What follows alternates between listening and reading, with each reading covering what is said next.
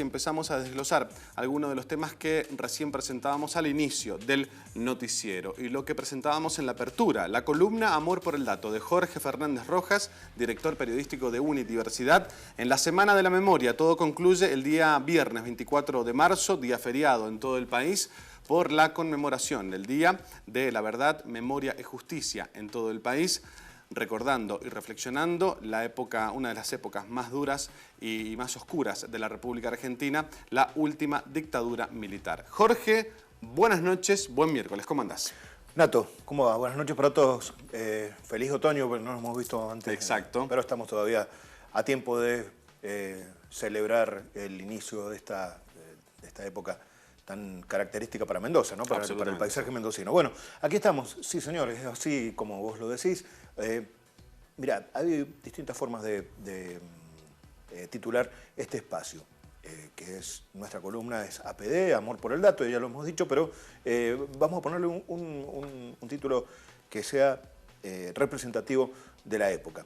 A esta época, básicamente, en una especie de observación temporal, podemos llamarla la Semana Santa Cívica. ¿Y sabes por qué? Porque comienza este viernes 24 y termina el 2 de abril. ¿Por qué decimos estas dos fechas? Porque en realidad de eso se trata. Los datos así lo confirman, porque se trata del 2 de abril de 1982 por un lado y del 24 de marzo de 1976. Es prácticamente las dos puntas de la dictadura militar, la dictadura cívico-militar que se impuso en el país para aquella época y dejó un rastro nefasto para los argentinos y todavía estamos sufriendo aquellas consecuencias, no te quepa duda. Vamos a nuestra placa para que ustedes lo vean. Así es nuestro APD de hoy, si ustedes lo pueden ver, lo pueden observar, aquí está detrás nuestro, lo vamos a ver con mayor detenimiento. Nuestra placa está apuntada concretamente hacia la Semana Santa Cívica, como lo hemos dicho, el dato es el 24 AM y el 24A. Y el personaje en cuestión, para ir a revisar los hechos, hemos llamado a la doctora en Historia Contemporánea, María Carolina Ferraris, que es docente de la Universidad Nacional de Cuyo, y el factor, como lo hemos dicho, es la Semana de la Memoria. En estos tiempos tan particulares que en cada año conmemoramos aquel hecho que todavía estamos sufriendo porque estamos buscando o bien a las personas que permanecen desaparecidas o a sus descendientes. Vamos a escuchar en primera instancia, y por eso nos vamos a adentrar, Nato, bien lo decías vos, que cuando estábamos en esta situación, mirar al 24 de marzo como hito histórico es importante, pero también ir hacia las causas históricas del 24 de marzo.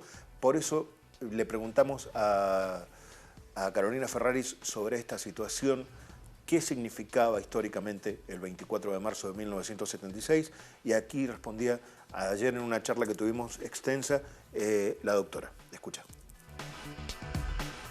El 24 de marzo de 1976 en la historia de los argentinos es un momento que no puede ni debe ser olvidado porque marca la culminación de un proceso que comenzó mucho antes y que tuvo sus continuidades y discontinuidades como todo proceso, pero que con el 24 de marzo, que es el día que se inicia el golpe, el último golpe cívico-militar que tuvimos en nuestro país, digamos que es no solamente la culminación de ese largo proceso, sino también el momento más intenso por su ferocidad, si se me permite la palabra, por el ataque brutal contra la sociedad argentina en su conjunto, por la cantidad de detenidos desaparecidos, por la cantidad de gente que se tuvo que exiliar escapando precisamente a lo que podía llegar a ser probablemente una muerte certera, por las pérdidas no solamente de las vidas, sino de cerebros que se fugaron de nuestro país. Algunos retornaron, pero otros no lo hicieron más. Por el quiebre que significó en nuestra sociedad. Es una generación quebrada desde allí en adelante y porque hay algunas dicotomías que todavía no logramos superar. Yo considero que este es un proceso que se inició con el golpe de 1955, con otro golpe de Estado casi tan terrible como este, al que sus autores llamaron la Revolución Libertadora y que mucho tiempo después otros le han llamado la fusiladora, como para querer demostrar, digamos, que primero no fue ninguna revolución, fue un golpe de Estado, y segundo, que lo que se instauró después de ese golpe de Estado fue también una feroz dictadura en contra de algo que a su vez también marcó una fractura en la Argentina, que fue el peronismo. El peronismo significó en la Argentina la visibilización de eso que en su momento Vialet Macea había denominado los cabecitas negras, y que parte de la sociedad argentina se refirió así, que Perón y Eva llamaron los descamisados. El peronismo vino a darle entidad, visibilidad, reitero, a esa parte de la sociedad, y de alguna manera contra los que no querían que esa parte se visibilizara y tuviera su reconocimiento y tuviera todo aquello que una sociedad moderna debe tener. Bueno, hay una fractura, ese sector de la sociedad que se identifica con Perón y Eva y con todo ese movimiento y con todo lo que él significó. El que quiere jugar en política es porque tiene vocación de poder. Jugar en política significa tener vocación de poder. Y para tener poder debo acumular una serie de poderes, ¿no es cierto? El poder político, que debe ir de la mano del poder económico, y que por supuesto subyace debajo de todo un poder mucho más difuso, que es el ideológico. Pero esos poderes aunados son los que busca tener cualquier líder político. La lógica del peronismo era llegar al poder y ejercerlo. Y la lógica de los militares, que se constituyeron en un partido político armado mediante el monopolio del poder coercitivo legítimo, porque convengamos que el poder ejecutivo tiene el monopolio del poder ejecutivo legítimo, ¿no es cierto? Por eso el presidente de la Nación es quien ejerce el máximo poder sobre las Fuerzas Armadas. Las Fuerzas Armadas deben estar subordinadas. Pero en nuestro país, desde el 30, que fue el primer golpe de Estado que tuvimos en adelante, en realidad las Fuerzas Armadas se constituyeron a sí mismas, porque no fue una potestad que le diera el pueblo, sino que fue una potestad que ellas mismas se arrogaron el actuar como un partido político, con la diferencia que al tener el monopolio del poder coercitivo y mediante el uso de las armas es mucho más fácil llegar al poder y tenerlo y sostenerlo rápidamente. Muy interesante lo que dice la doctora Ferrari. Si se fijan, hizo un recorrido desde el año 55 a esta parte, cuando Perón es derrocado por esa facción del ejército que se constituyen, como ella misma lo dice, en una especie de partido. O sea, sin que nadie lo hubiera legitimado como tal, pero se autolegitima por la posesión de las armas. Sí, la llamada Revolución Libertadora del 55, mal llamada, digamos, que fue rebautizada la fusiladora completamente, porque murió mucha gente a fuerza de balas y sangre, ¿no? Y esa mirada que posiciona Ferrari en esta charla que mantenemos nos va a dar pie a buscar los espacios y los hechos preliminares al golpe de Estado del 76, que ella hace un lazo y ve distintos periodos de la historia argentina contemporánea donde se alternan etapas populares o populistas, dirían otros, ¿no? Con instancias de capitalismo extremo o neoliberalismo llamado para estos tiempos, ¿no? Y siempre como protagonista en diferentes fases el ejército, a través de las Fuerzas Armadas, tomando el poder. El primero en el 30 claro, contra el Irigoyen. Exactamente. Pero lo que no hay que dejar de ver dentro de la historiografía que va planteando la doctora Ferrari es la posibilidad de darnos cuenta de que estamos ante una sucesión de hechos históricos encadenados uno tras de otro y alternados. Este país se nota que es pendular, y como uno observa en el relato y en la narración medulosa que hace Ferraris en esta charla. Ahora vas a escuchar lo que dice la académica respecto de dos hechos muy puntuales que estamos viendo unas imágenes detrás tuyo, vas a ver que tienen que ver con hechos sobre el final de los 60, principio de los 70. A ver. Escucha. Creo que hubieron dos momentos previos que son muy importantes. Un momento previo en donde la población se manifestó absolutamente disconforme y absolutamente tratando de mostrar su vocación por estar en las calles, por volver a tener el poder que consideraba que podía ganar legítimamente en las urnas, que fue el cordobazo. Y luego hubo otro momento que en realidad refleja que hay un sector de la población que está dispuesto a llegar un poco más allá, digamos, de lo que llega el cordobazo, que fue el secuestro y la muerte de Aramburu, donde se empiezan a visibilizar algunas fuerzas.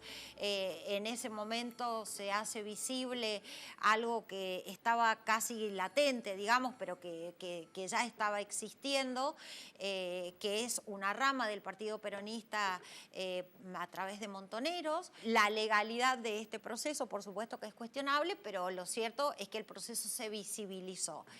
Y a partir de allí, bueno, venimos con una serie de arrastres que finalmente, cuando llegan a las urnas, obviamente hacen que el peronismo vuelva a triunfar, manifestando otra vez la voluntad popular.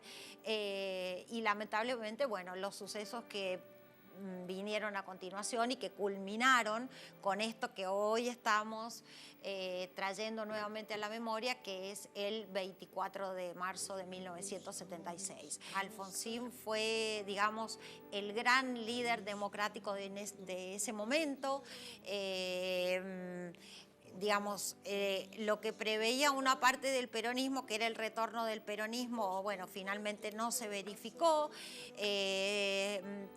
El peronismo, de todas maneras, emergió de la dictadura fraccionado, partido, un peronismo que ya venía partido de antes, entre distintas facciones, que vulgar y comúnmente se llama la derecha peronista y la izquierda peronista, pero que es mucho más complejo que solamente la derecha y la izquierda peronista, ¿no es cierto? Pero bueno, lo cierto es que en el 83 teníamos a un peronismo debilitado, fraccionado, y digamos que el líder que emergía como una figura que de alguna manera parecía querer darle las mejores respuestas a una sociedad que estaba demandando esas respuestas fue Raúl Alfonsín. En lo personal lo considero un gran estadista, creo que trató de sortear muchas de las dificultades que se presentaron durante su periodo de gobierno y que no fueron pocas ni fueron menores. Le hago una gran crítica que ya es un poco posterior, que es la firma del Pacto de Olivos. Digo, cuando muchas veces me enfrentan con la cuestión de decir, bueno, pero la ley de punto final, por supuesto que critico la ley de punto final. Lo que sí, tengo una imagen que queda en mi cabeza y que creo que muchos de los que trabajamos con la documentación, no solamente escrita, sino también con la documentación visual. Creo que cuando fue el intento golpista de los Carapintadas, hay una imagen que habla casi sola, que es Alfonsín con todo un pueblo detrás enfrentando a los tanques de guerra. Digo, hay que estar también había que estar en ese lugar. Y había que decirle a Aldo Rico y dispare contra toda esta ciudadanía desarmada. No sabemos si Aldo Rico iba a hacerlo o no. Lo cierto es que parecía bien dispuesto a hacerlo. digo porque este es uno de los momentos en que se critica. Por supuesto que critico la ley de punto final también, soy muy crítica de la ley de punto final, pero considero que es muy necesario que la enmarquemos en la conflictividad de ese contexto. El hecho de tener, por ejemplo, imágenes que no es solamente el texto escrito, sino que nos muestran los gestos, las palabras, son cosas fundamentales y esto no podemos negarlo. No podemos negar la fundamentalidad de Alfonsín a la hora del retorno a la democracia, como no podremos negar nunca, quien lo niegue creo que está cometiendo gravísimos errores, la fundamentalidad de Néstor Kirchner cuando se trata de retomar una legalidad que se pierde con todo el caos que significó el gobierno de la Rúa en 2001. Creo que hubieron... Bueno, rápido fue el recorrido que hace la doctora Ferraris. Lo habrán escuchado ustedes, hace un recorrido previo, hechos casi la antesala del golpe de Estado. Como puntapié el cordobazo. Y el final, claro, sobre la irrupción de la imagen de Néstor Kirchner como un emergente de la debacle del 2001, ¿no? Ahí, en la charla también, ha quedado fuera un poco del aire, digamos, pero también la vamos a rescatar. Esa charla que mantuvimos ayer con la doctora Ferraris también hace hincapié en el inicio y el final del conflicto bélico del Atlántico Sur, la guerra por Malvinas concretamente, donde termina también de hacer su tarea la dictadura, su tarea nefasta, de talar una segunda generación que es la de los 80, ¿no? En las cuales me inscribo, digo, ¿no? En este caso, y rindo honores a mis compañeros y a mis coetáneos de aquel momento. Pero la verdad es que en esa situación vemos, y por eso fundamentamos el 24M y el 2A, el 24M del 76 y el 2 de abril de 1982, que es el inicio del final de la dictadura cívico-militar, en la cual se nota que ha habido mucho sufrimiento y ha quedado, como lo decimos casi poéticamente, la muerte es más ella en el transcurso del tiempo, no cuando sucede. Claro. Jorge, te agradecemos mucho la visita, la columna APD de hoy.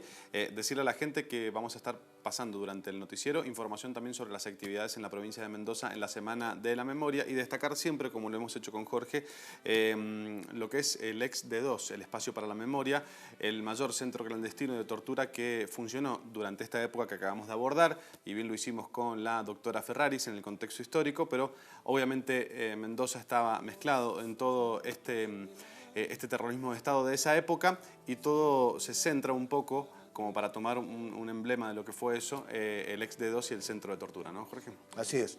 Eso es un hito dentro de la ciudad.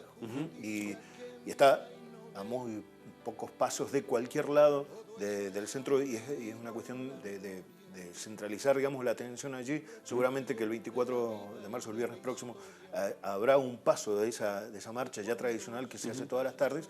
De cada 24 habrá una especie de posta ahí en ese lugar conmemorando la fecha, ¿no?